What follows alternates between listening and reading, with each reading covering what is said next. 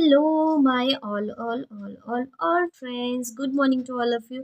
सो कैसे हो आप सब? आई होप आप लोग अच्छे होंगे और मैं भी बहुत अच्छी हूँ। जैसा कि आप सब देख सकते हो तो मैं आ चुकी हूँ नहा के रेडी होके आप लोगों को एक न्यू एपिसोड के साथ में। आज का एपिसोड 11th है गाइज। फाइनली 1 से लेकर 11th एपिसोड तक मैंने कंप्लीट कर लिया। जब मैंने स्टार्ट किया था ना तो मैं बहुत बहुत बहुत ज़्यादा सोच में आ गई थी, क्या पता मुझसे हो पाएगा नहीं हो पाएगा, बिकॉज स्टोरी बहुत बड़ी है यार। मैंने तो सोचा था कि शायद मैं 1 2 3 4 एपिसोड तक ही बता पाऊंगी, बट यार जब मैंने स्टार्ट किया ना मुझे यकीन नहीं हुआ यार, मुझे इतना मज़ा आया, इतना मज़ा आया।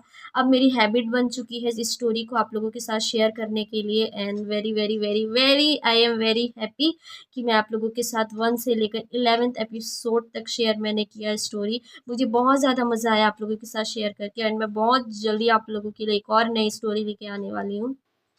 और इस बार जो स्टोरी लेके आने वाली हूँ वो है एक चाइनीज़ ड्रामा, जो कि बहुत बहुत बहुत अच्छा ड्रामा है यार। आप लोग सुनोगे ना इसकी स्टोरी तो आप लोग को भी बहुत मज़ा आएगा। अभी की जो स्टोरी मैं आप लोग को बताऊंगी वो सिबलिंग्स स्टोरी होगी। तीनों भाई बहन एक दूसरे से इतना प्यार करते हैं, इतना प्यार करते हैं ना, जब आप लोग सुनोगे तो मज़ा आएगा। अभी तो आधी अधूरी में तो कुछ मज़ा भी नहीं आता। जब इंसान स्टोरी शुरू से लेके एंड तक सुनता है ना तब उसको स्टोरी समझ में आती है कि कैसा रहता है बॉन्डिंग, राइट। एंड सारी चीज़ें समझ में आता है। तो आप लोग जब भी कोई भी स्टोरी सुनते हो तो स्टार्टिंग से लेकर एंड तक देखा करो, तभी वो चीज़ आपको समझ में आएगा। तो मैंने एक एपिसोड से लेकर 11th एपिसोड बना लिया है, अभी मैं 11th एपिसोड बना रही हूँ। ठीक है, तो जिन लोगों ने आगे के एपिसोड नहीं देखे हैं वो एक से देखिए, तभी आप लोग को समझ में आएगा कि फरिया कौन है। ठीक है, और इसकी स्टोरी क्या है, उनकी लव स्टोरी क्या है। लव स्टोरी अब शुरू होना स्टार्ट हो गया है। अब 11th एपिसोड में फरिहा ने एमिल से फाइनली फ्रेंडशिप कर ली। तो चलिए हम स्टार्ट करते हैं आज की स्टोरी। तो जैसे कि आप लोग को मैंने कल के एपिसोड में बताया 10th में कि फरिहा जो रहती है वो अपने बुआ के घर चली गई होती है। फरिहा को बिल्कुल भी पता नहीं रहता कि फरिहा को वहाँ क्यों ले जाया गया है। तो उसे उसकी मम्मी ने फाइनली बताया कि उसके पापा ने फरिहा के लिए एक रिश्ता देख रखा है। तो वो लड़का जो रहता है फरिहा लोग से थोड़ा सा रिच रहता है, बिकॉज वो लोग बिजनेस बिजनेस करते हैं। एंड फरिहा के पापा एक चौकीदार रहते हैं, तो गरीब रहते हैं, यानी आप समझ सकते हो। तो फरिहा के पापा को लगता है कि ये हम लोग से अमीर है तो फरिहा को अच्छा से ट्रीट कर पाएंगे, अच्छे से रख पाएंगे। और ये बात जहरा को पता रहता है, लेकिन जहरा शादी नहीं कराने वाली फरिहा का। वो सिर्फ देखने के लिए मानी रहती है कि चलो ठीक है, क्योंकि अगर जहरा बात नहीं मानती तो शायद जहरा के जो हस्बैंड है फरिया के पापा वो फरिया का कॉलेज जाना बंद करा देते। तो इसी चक्कर में फरिया के लिए फरिया के अच्छे के लिए फरिया की मम्मी ने सोचा कि फरिया को मैं गांव ले जाती हूँ और दिखा देती हूँ कि हलील कैसा है क्या है, बिकॉज जहरा ने भी नहीं देखा होता कि हलील कैसा होता है। और हलील जो रहता है वो दिमागी हालत से पागल रहता है। ठीक है, एंड ये बात फेरिया लोग को बिल्कुल भी पता नहीं रहता कि हलील पागल रहता है, बिकॉज सब लोग ये दिखाना चाहते हैं कि हलील बहुत एक अच्छा लड़का है, बहुत समझदार लड़का है, जो रिश्तों की कदर कर सकता है, ऐसा बताते हैं। एंड फेरिया फाइनली गांव जाती है एंड उसको हलील लोग देखने आते हैं। एंड फेरिया की बुआ बोलती है कि तुम जाओ जल्दी से अच्छे से रेडी होके, और मेहमानों के लिए खाना वाना बनाओ, जल्दी से रेडी करो। तो फेरिया को ये सारी चीज़ें बिल्कुल भी समझ में नहीं आती कि ये उसके साथ क्या हो रहा है।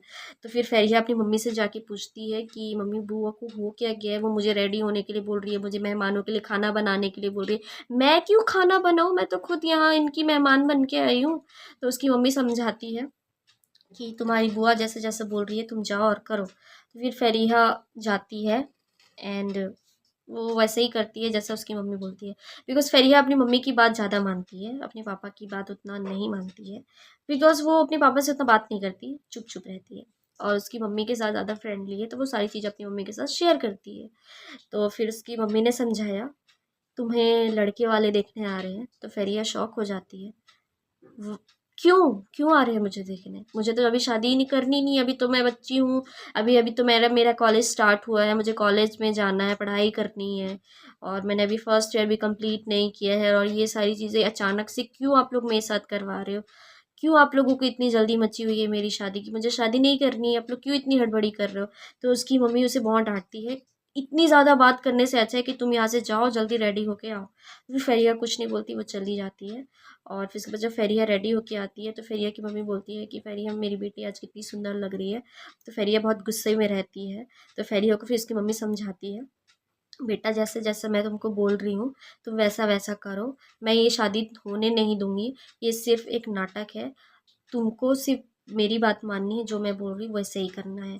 हमको तुम्हारे पापा को ये दिखाना है कि फ़रिया शादी के लिए रेडी है।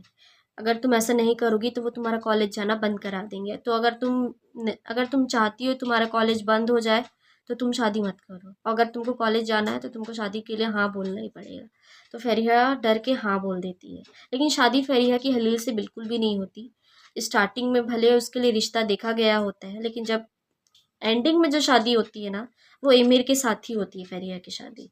लेकिन स्टार्टिंग में उसके पापा हलील को ढूंढ लेते हैं फ़रिया के लिए।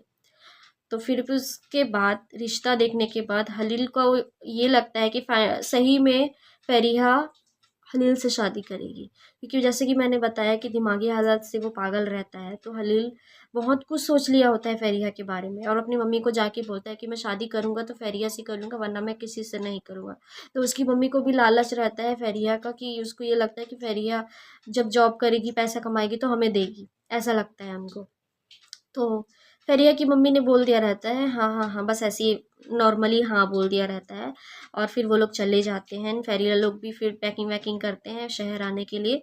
एंड फाइनली फ़रिया अपने शहर आ जाती है। और फिर वो कॉलेज जाती है, फिर एमिर से मिलती है। एमिर उसके पास में आता है, उससे बात करता है कि तुम इतने दिनों से कहाँ गायब थी, कॉलेज क्यों नहीं आ रही थी, तुम्हारी तबीयत तो ठीक है, तुम्हें कुछ हुआ तो नहीं है। बहुत सारे क्वेश्चन थे एमिर के दिमाग में फ़रिया के लिए। तो फ़रिया बोलती है, इस बार फ़रिया एमिर से बहुत प्यार से बात करती है, गुस्सा बिल्कुल भी नहीं करती। उसको स्माइल देती है और बोलती है कि मैं अपने फैमिली के साथ बाहर गई थी, मेरी फ्रेंड की शादी थी। और फिर उसके बाद एमिर ने कुछ नहीं पूछा, बिकॉज़ उनकी क्लास की बेल लग चुकी थी। तो फिर उसके बाद एमिर ने बोला ठीक है, हम छुट्टी पे मिलते हैं। फिर उसके बाद एमिर भी चला गया, और फिर उनका जब लंच ब्रेक हुआ तब वो लोग मिले। फिर एमिर उसके पास आया और उससे क्वेश्चन करने लगा, मैंने तुम्हें एक सवाल दिया था, लेकिन तुमने उसका जवाब मुझे अभी तक नहीं दिया, तो तुमने क्या सोचा है। तो फिर फ़रिया सोचती है कि तुम्हें ये बात अभी तक याद है, तुम भूले नहीं हो अभी तक। तो एमिर बोलता है कि मैं कोई भी बात इतनी ईजिली नहीं भूलता हूँ, और तुमसे रिलेटेड बात हो तो और भी नहीं भूल सकता। फिर फ़रिया शॉक में आ जाती है कि ये क्या बोल रहा है अचानक। एंड फिर उसके बाद फ़रिया बोलती है, मैं इसका जवाब तुम्हें 1-2 दिन में दे दूँगी, थोड़ा-सा मुझे टाइम दो। तो फिर एमिर बोलता है कि यार अब और कितना तुम्हें टाइम चाहिए? जब मैं तुम्हें टाइम देता हूँ तो तुम अचानक गायब हो जाती हो, और ऐसे गायब होती हो कि 10-15 दिन के बाद तुम कॉलेज आती हो। अब मैं नहीं चाहता कि तुम गायब हो। मुझे तुम दोपहर तक जवाब दो, जब तक हम कॉलेज में हैं तब तक मुझे ये जवाब चाहिए। तो फ़रिया बोलती है ठीक है। फिर उसके बाद एमिर चला जाता है वहाँ से। एंड फ़रिया बुक लेने के लिए लिफ्ट में चली जाती है। तो एमिर भी वहाँ रहता है उस लिफ्ट में। एंड अचानक वो लिफ्ट जो रहता है वो बंद हो जाता है, और वहीं पे फ़रिया का दम घुटने लगता है। जैसे कि आप लोग को मैं बताती हूँ अभी। फ़रिया को क्या बोलना चाहिए यार, अंधेरे से फ़ोबिया रहता है, तो बहुत ज़्यादा डर जाती है, उसका दम घुटने लगता है। तो फिर वहाँ पे एमिर रहता है जो उसको सँभाल लेता है। वो बोलता है कि तुम डरो मत, मैं तुम्हारे साथ हूँ, तुम्हें कुछ भी नहीं होगा। तुम बहुत कामली से बिहेव करो, कुछ भी नहीं होगा। और एमिर बुक जो रखा रहता है उस बुक से फ़रिया को हवा देता है। एंड फिर फ़रिया ये सारी चीज़ें देख के एमिर के लिए उसके दिल में थोड़ा-सा प्यार आ जाता है। एंड फिर उसके बाद लोग बहुत सारी बातें करते हैं एक-दूसरे से, एमिर बहुत कुछ उसे बताता है। एंड फ़रिया भी बताती है अपने बारे में कि वो कहाँ रहती है, उसके कितने भाई-बहन हैं, वो सारी चीज़ें उसके साथ शेयर करती है। एंड फाइनली उन दोनों के बीच में दोस्ती हो जाती है, फ़रिया हाँ बोल देती है। ये देख के कि एमिर बहुत केयरिंग है, तो ये चीज़ उस फ़रिया को बहुत अच्छी लगती है, और एमिर को वो हाँ बोल देती है। उसको ये लगता है कि एमिर जो रहता है, वो दिल का बहुत अच्छा रहता है। इस क्योंकि अगर कोई और लड़का होता तो शायद फ़रिया का इतना ज़्यादा वेट नहीं करता, लेकिन एमिर ने बहुत, बहुत, बहुत ज़्यादा वेट किया था फ़रिया का, इसलिए फ़रिया को प्यार आ गया एमिर के लिए और उसने दोस्ती के लिए हाँ बोल दिया। एंड एमिर चाहता था कि फ़रिया का उसको नंबर मिल जाए। तो फ़रिया के पास उसका खुद का फ़ोन तो था नहीं, क्योंकि उस टाइम उसका फ़ोन टूट गया था जब वो एमिर से फर्स्ट टाइम मिली थी। तो तब से वो फ़ोन उसके पास नहीं था, उसने बनवाने के लिए दे दिया था शॉपकीपर में। शॉपकीपर को, सॉरी। तो फिर उसके बाद उसको फ़ोन अभी तक मिला नहीं था, तो जो फ़ोन वो यूज़ कर रही थी वो उसके पापा का था, और वो उसके पापा का फ़ोन तो दे नहीं सकती थी, सॉरी नंबर नहीं दे सकती थी। तो उसने बोला कि मेरे पास अभी फ़ोन नहीं है। तो फिर उनकी लिफ्ट भी ठीक होके जल्दी जल्दी में फ़ेरिया वहाँ से चली गई, एंड फिर फ़ेरिया से वो बात ही नहीं कर पाया इस बारे में।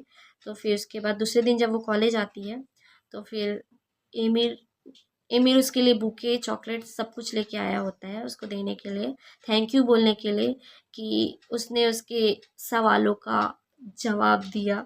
एंड एमिर ने सोचा नहीं था कि फ़ेरिया हाँ बोलेगी, एंड फ़ेरिया ने हाँ बोला, इसलिए वो बहुत ज़्यादा खुश हो गया और खुशी-खुशी में आके उसे बुके एंड चॉकलेट उसे गिफ्ट किया। ये हमारे दोस्ती के नाम है, तो तुम प्लीज़ इसे गलत वे में मत लेना प्लीज़ फ़ेरिया, एंड हम हमेशा अच्छे दोस्त बन के रहेंगे, मैं यही चाहता हूँ। ऐसा बोल के अमीर वहाँ से चला जाता है, एंड फ़ेरिया ये सारी चीज़ें देख के बहुत बहुत बहुत ज़्यादा खुश हो जाती है और अंदर ही अंदर स्माइल करने लगती है अमीर को देखकर। एंड फ़ेरिया को फाइनली अमीर से प्यार हो ही जाता है, जैसे कि मैंने बोला था। और आगे और भी अच्छी इंटरेस्टिंग चीज़ें होंगी गाइस इस स्टोरी में। तो आज की स्टोरी हम यहीं पे ख़त्म करते हैं। आज का स्टोरी आई होप आपको पसंद आया होगा। अगर थोड़ा-सा भी पसंद आया होगा तो please like, share and subscribe करना ना भूलना। एंड मैं बहुत जल्दी इस स्टोरी को ख़त्म कर दूँगी। एंड दुःख मतलब सैड मुझे भी हो रहा है, फ़ील हो रहा है, बिकॉज़ ये स्टोरी अब ख़त्म हो जाएगी। लेकिन कोई बात नहीं यार, इसके इसके बाद मैं आप लोग को और अच्छी स्टोरी सुनाने वाली हूँ, जो कि बहुत बहुत बहुत अच्छी स्टोरी है। ये चाइनीज़ चाइनीज़ ड्रामा है, जो कि आप लोग को बहुत मज़ा आएगा, और इसे इंग्लिश में ट्रांसलेट किया गया है, हिंदी में नहीं है। तो मैंने सोचा कि क्यों ना मैं अपने ऑडियंस को हिंदी में ट्रांसलेट करके सुनाऊँ। आई नो मेरे चैनल में अभी ऑडियंस नहीं है, बट कोई बात नहीं, जब भी आएँगे वो मेरा स्टोरी देख के एन्जॉय कर सकते हैं। ठीक है? चलिए तो मैं अब चलती हूँ, बिकॉज़ मुझे अभी एग करी बनाना है। आज मम्मी ने एग करी नहीं बनाया, क्योंकि मेरा भाई चाहता था कि मैं बनाऊँ। कल रात को मेरे भाई ने एग करी बनाया था और उसको बिल्कुल पसंद नहीं आया, बिकॉज़ उसने उसका ग्रेवी को अच्छे से भूंजा नहीं था रेड करके, एंड ग्रेवी थोड़ा-सा कच्चा था, इसलिए उसको मज़ा नहीं आया उसके हाथ का।